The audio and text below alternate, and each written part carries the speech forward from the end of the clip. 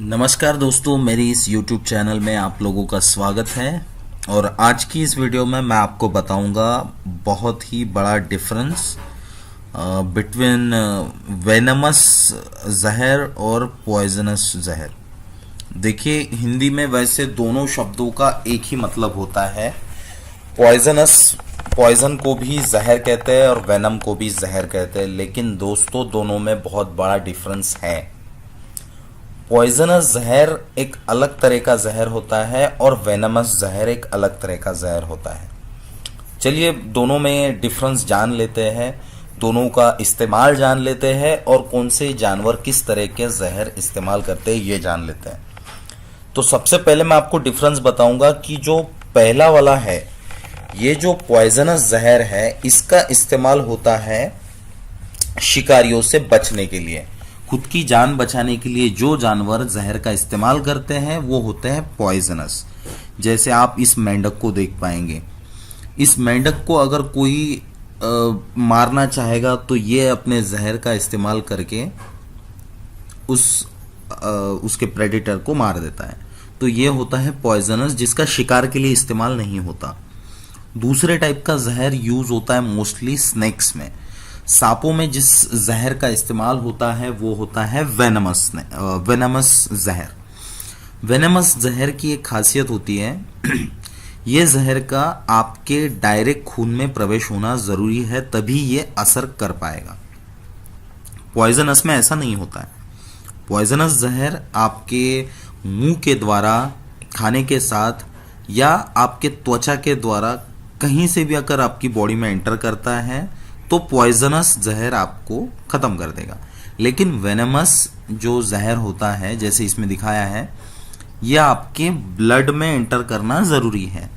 जब यह आपके ब्लड में एंटर करेगा तभी ये आपको जो है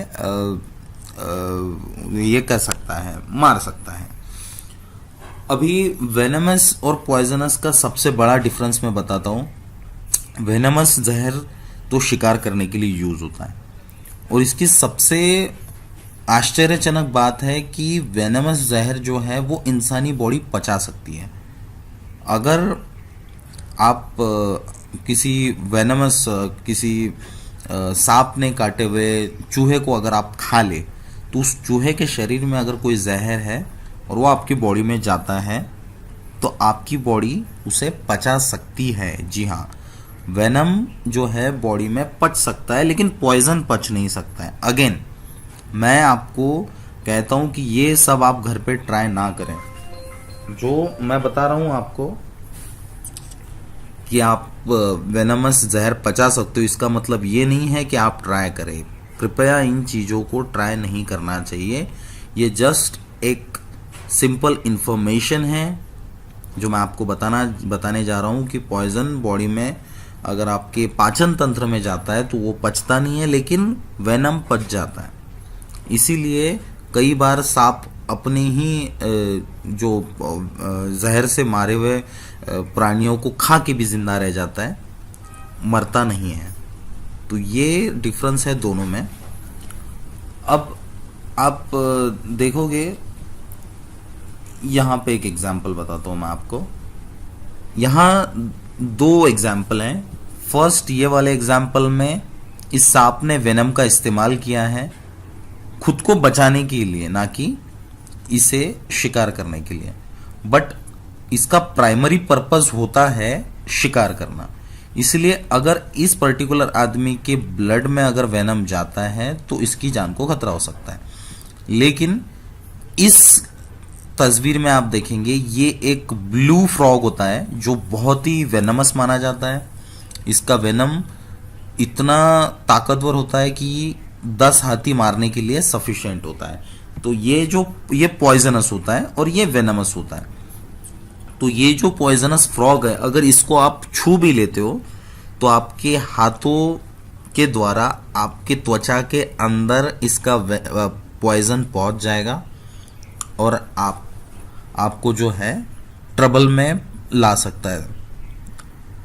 आपको परेशानी हो सकती है अगर आपको एंटी वेनम ना मिले तो। अब ये एंटी वेनम और एंटी पॉइजन क्या होता है?